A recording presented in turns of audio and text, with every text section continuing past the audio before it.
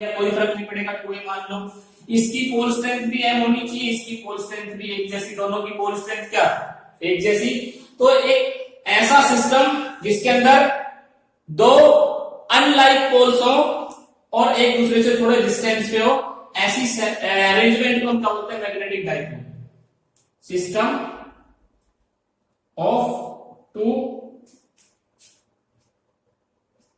Equal poles strength and unlike pole is known as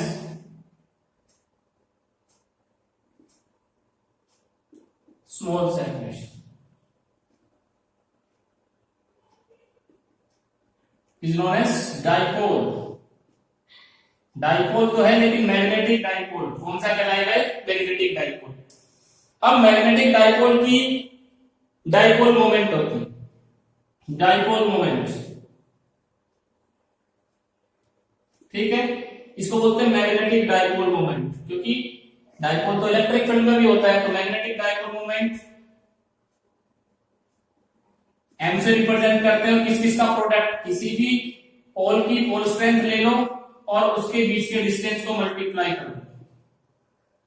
किसी भी पोल की पोल स्ट्रेंथ ले लो और उन दोनों के बीच के डिस्टेंस को आपस में मल्टीप्लाई कर दो, तो उन दोनों का प्रोडक्ट जो है वो क्या कहलाएगा, मैग्नेटिक डाइपोल मोमेंट। और इसकी यूनिट इसकी क्या होती है, एम्पियर मीटर, और मल्टीप्लाई बाय मीटर तो क्या हो जाएगा, ampere metre square, ampere metre square unit,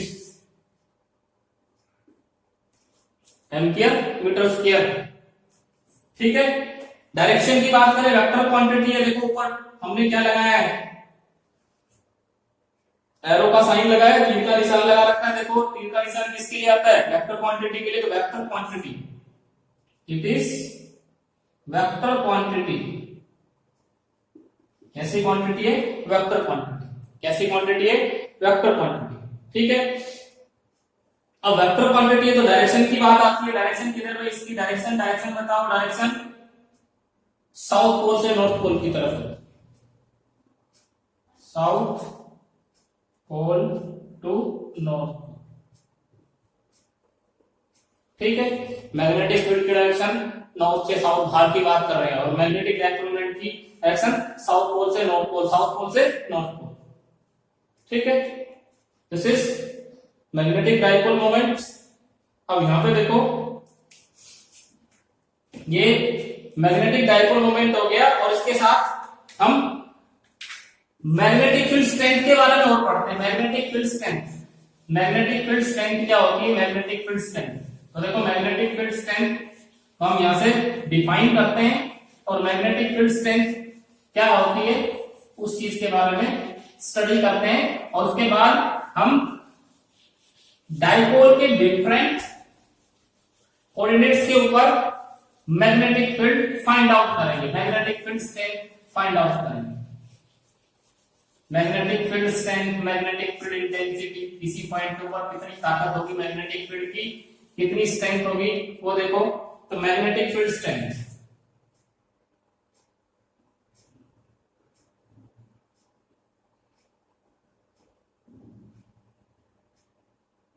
magnetic field बोल दो, मैग्नेटिक फील्ड स्ट्रेंथ बोल दो, ठीक है। It is defined as the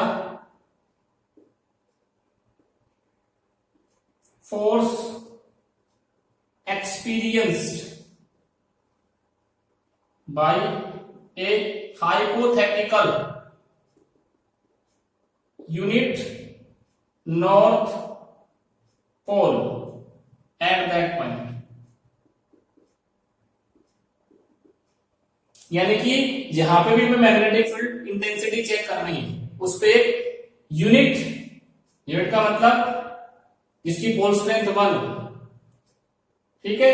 unit north pole, hypothetical किस लिए बोला हमने, हाइपोथेटिकल का मतलब होता है इमेजिनरी, क्योंकि मोनोपोल्स एग्जिस्ट नहीं करते, इसलिए हाइपोथेटिकल वर्ड लगा है यहाँ पे। वहां पे एक नॉर्थ पोल रख दो, और उस नॉर्थ पोल पे जिधर फोर्स लगेगी उस पॉइंट पे जितनी फोर्स लगेगी मैग्नेटिक फील्ड की स्ट्रेंथ बताएगा। जैसे मान लो ये नॉर्थ पोल, ये साउथ पोल। तो इस साउथ पोल के कारण यहाँ कितना मैग्नेटिक फील्ड होगा, यहाँ इस पी पॉइंट के ऊपर, मान लो पी पॉइंट कितना होगा, तो मैं क्या रखूंगा, चुपके से एक नॉर्थ पोल रखूंगा जिसकी एम की वैल्यू कितनी होगी 1 यूनिट नॉर्थ पोल। क्या बोला मैंने, यूनिट नॉर्थ पोल। ऐसे भी F इज इक्वल टू कितना, B is equal to F by M, M note नाम दे दो इसको।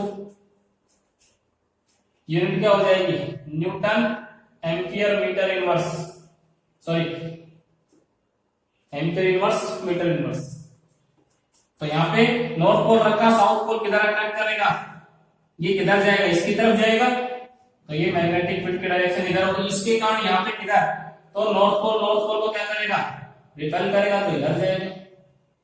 इस पोल के कारण मैग्नेटिक फील्ड इधर होगा, इस पोल के कारण मैग्नेटिक फील्ड इधर होगा।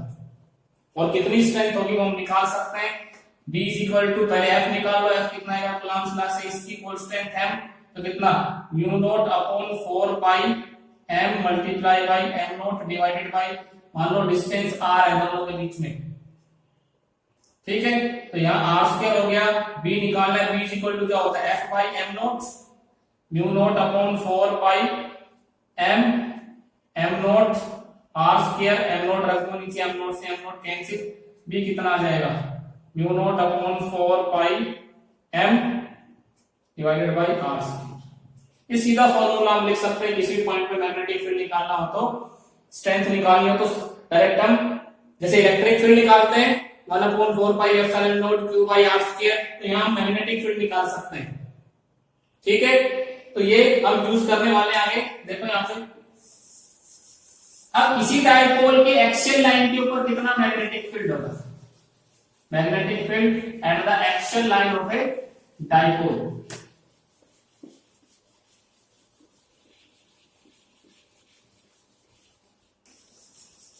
यहां पे देखो मैग्नेटिक फील्ड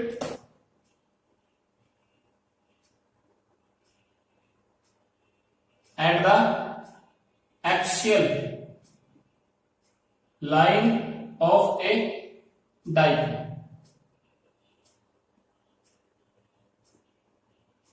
किसी डाइपोल के एक्सियल लाइन पे कितना मैग्नेटिक फील्ड होगा, मैग्नेटिक डाइपोल की एक्सियल लाइन और फिर मैग्नेटिक डाइपोल। तो मान ले मैग्नेटिक डाइपोल, मान ले नॉर्थ साउथ ये इसकी एक्सियल लाइन, ये इसका मिड पॉइंट ओ, ये टोटल लेंथ कितनी यहां से यहां तक 12 a या n s मान रखा है, कोई दिक्कत नहीं है।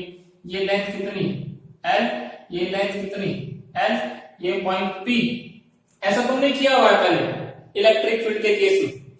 इसमें क्या है, इलेक्ट्रिक फील्ड के केस में वही एक्सप्रेशन मैग्नेटिक फील्ड के केस में आ गया, बिल्कुल सिमिलर है, डिट्टो।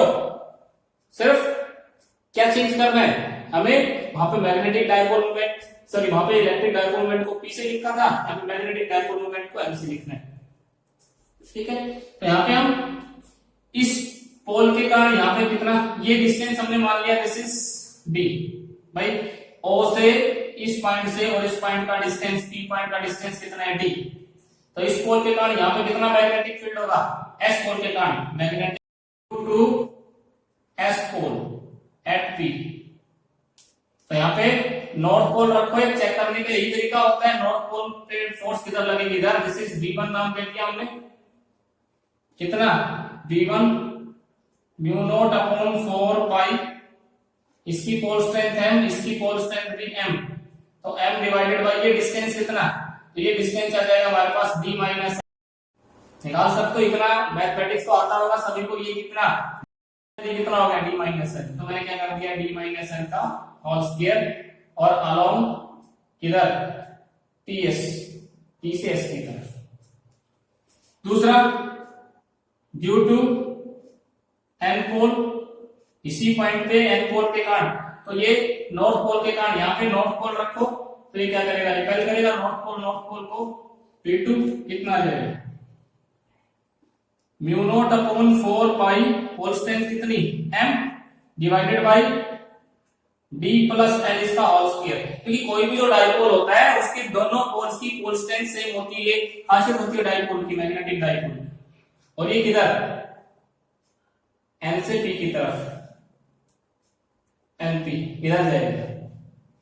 नेट मैग्नेटिक फील्ड, दो वेक्टर एक इधर एक इधर, तो नेट कितना, V1 माइनस V2, V1 बड़ा है V2 छोटा है, क्यों, इसका डिनोमिनेटर d माइनस एल है, इसका डिनोमिनेटर d प्लस एल है, इसका बड़ा डिनोमिनेटर इसका छोटा डिनोमिनेटर, तो V1 ग्रेटर देन किससे होगा, V2 से। सो नेट मैग्नेटिक फील्ड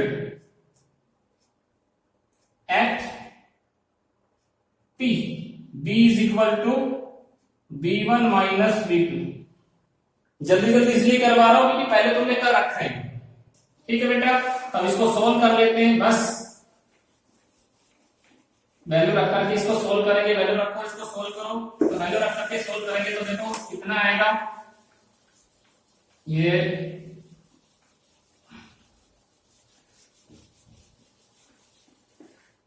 मैंने वैल्यू रख दी यहाँ पे, b is equal to v1 minus v2, b is equal to v1 कितना था, mu naught upon 4 pi m d minus n का whole square minus upon 4 pi m d plus n का whole square. ठीक है, जो चीज common आती है उसको कॉमन ले लो, म्यू नॉट 4 पाई m भी कॉमन आ गया, d माइनस n का whole square d plus n का होल स्क्वायर। ठीक है, सिंपल सी कैलकुलेशन है, b is equal to mu naught by m 4 पाई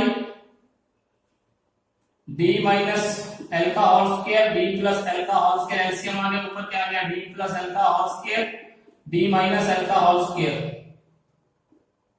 ठीक है, सोल्व कर लो, b is equal to mu naught upon 4 pi m,